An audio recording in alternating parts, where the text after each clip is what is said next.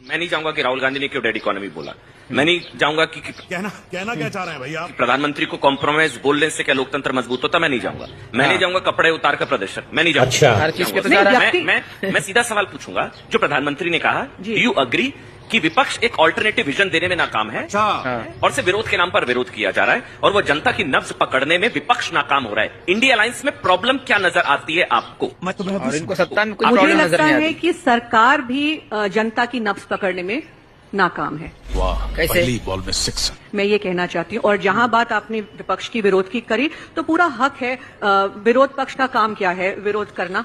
सही है। और जो आपने बोला लोकतंत्र की बात, बिल्कुल विरोध करना या असहमति होना कोई देशद्रोही नहीं बना देता आपको। बात तो सही है। लेकिन मीडिया बना देती, जो हमारी सबसे बड़ी ताकत है दुनिया में कि हम सबसे बड़ा लोकतंत्र है, आई थिंक उसको मजबूत ही करता है। तो क्या पकड़ा है? तो मुझे लगता है कि अगर आप विरोध को रोकने की कोशिश करें तो उससे हमारे देश की छवि दुनिया में खराब होती है। ये बड़ी अच्छी बात कही है। क्योंकि we have to be a leading example of democracy in this world. PM को कॉम्प्रोमाइज बताना सही है। अब आ गया, उसको नहीं आने वाला था। डिपेंड करता है कैसे, कहां, कब। इतना ही कैसे कहूंगी भी? मैं।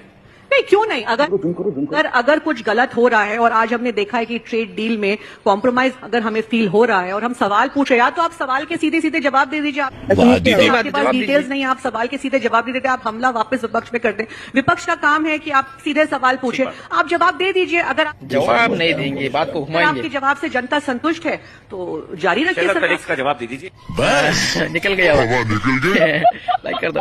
कि भारत इकलौता नहीं है, ऐसे तमाम मुल्क जिस पर अमेरिका इस वक्त भारी टैरिफ लगा रहा है। अच्छा, अब तो ऐसे बात कर रहे हैं कि इनके ऊपर टैरिफ लगा दिया, उनके ऊपर टैरिफ लगा दिया। भैया उनको तो 10 जूता मारा है, हमें तो 9.25 जूता मारा है, उनको तो 12 जूता मारा है, हमको तो सिर्फ 11 जूता मारा है। भैया हमें दुनिया भर से क्या मतलब है? हमें भारत से मतलब है। भारत के प्रधानमंत्री नारा लगाएंगे, अब की बार ट्रंप सरकार। उन्होंने कहा था एज कैंडिडेट डोनाल्ड ट्रंप, जो ये अब की बार ट्रंप सरकार कह रहे हैं, वो हम अंजना ओम कश्यप जी जैसी मशहूर पत्रकार, वो भी शायद इतनी नादान बनने की कोशिश कर रही हैं कि वो इस इवेंट का महत्व नहीं समझ पा रही हैं। किस नादान समय ये कोई नहीं इवेंट बन रहा है। एक सेकंड, क्योंकि आपने मुझ पर पर्सनल टिप्पणी की है। तेरी भी जली ना। इस देश के लोग क्या ये बेवकूफ है? उनको समझ में नहीं आ रहा था कि प्रधानमंत्री नरेंद्र मोदी किस कार्यक्रम में गए थे वहां पे? हम लोग राजनीति में बच्चे हैं, हमें समझ नहीं है। आप इस प्रकार से समझा। अंतर्राष्ट्रीय जो विपदा आई है वो किसी के लिए मौका ना साबित हो अफवाहें फैलाने के लिए। ठीक है, लेकिन ये भी एक सच्चाई है कि हमारे विदेश मंत्री एस जयशंकर लगातार अब्बास अरागची के साथ संपर्क में है। तुम्हें कैसे पता चला? आज ही एक तेलवाहक जो जहाज है वो वापस आया है, उसी रास्ते से आया है, सऊदी अरब से चलकर। कब हो गया ये? तो आपको नहीं लगता है कि इस वक्त पर देश में एक पैनिक फैलाने से बचना चाहिए विपक्ष को? अभी बता है भाई। बिल्कुल सच बात है, अफवाह फैलाने से बचना चाहिए, इसमें कहीं कोई दो राय नहीं। और सूत्रों के जरिए अफवाह फैलाने से तो और बचना चाहिए। समझ रहे हो?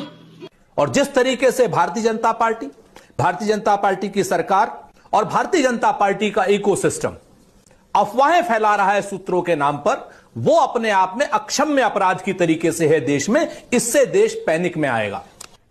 अरे कहना क्या चाहते हो?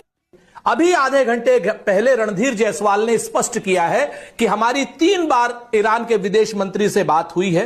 एक पत्रकार ने स्पेसिफिक क्वेश्चन पूछा, क्या स्ट्रेट ऑफ हॉर्मुज से भारत के जहाज निकलेंगे? तो उन्होंने कहा हमारी चर्चा हुई है, इसके आगे मैं कुछ नहीं कह सकता।